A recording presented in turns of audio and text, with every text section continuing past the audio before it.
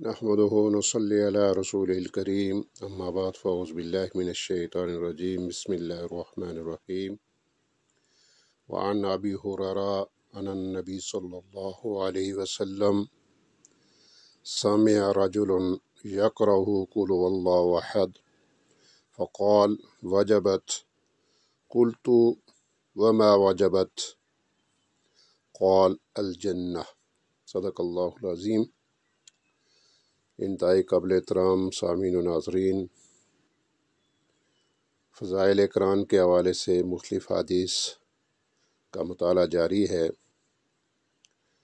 اس سے پہلے بھی سورہ اخلاص کے حوالے سے ہم نے مختلف حدیث کا مطالعہ کیا۔ ایک حدیث کے مطابق نبی کریم علیہ السلام نے ایک لشکر کو روانہ کیا۔ لشکر جب واپس آیا تو کچھ لوگوں نے شکایت کی کہ اس لشکر کا جو سربراہ ہے، سپہ سالار ہے، وہ اپنی نمازوں کے اندر سورہ اخلاص کو بار بار پڑھتا ہے، بار بار قرأت کرتا ہے۔ تو نبی کریم صلی اللہ علیہ وسلم نے اس کو بلایا اور پوچھا کہ تم ایسا کیوں کرتے ہو؟ تو اس آدمی نے فرمایا کہ اس سورہ کے اندر اللہ کی صفات بیان ہوئی ہیں اور یہ مجھے بہت محبوب ہیں، بہت پسند ہیں، تو اس لیے میں اس کو بار بار پڑھتا ہوں۔ تو آپ صلی اللہ علیہ وسلم نے فرمایا کہ یہ صورت اس کو جنت میں لے جائے گی۔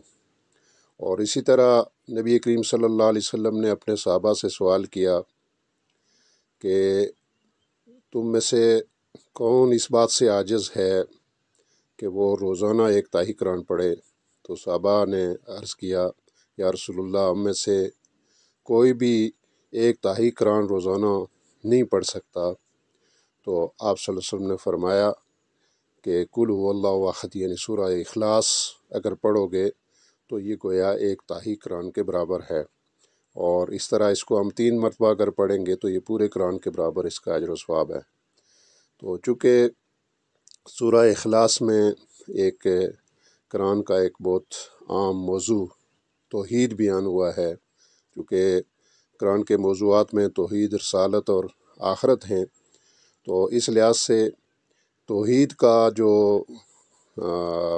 فلسفہ ہے یہ مکمل طور پر اس سورہ کے اندر بیان کیا گیا ہے۔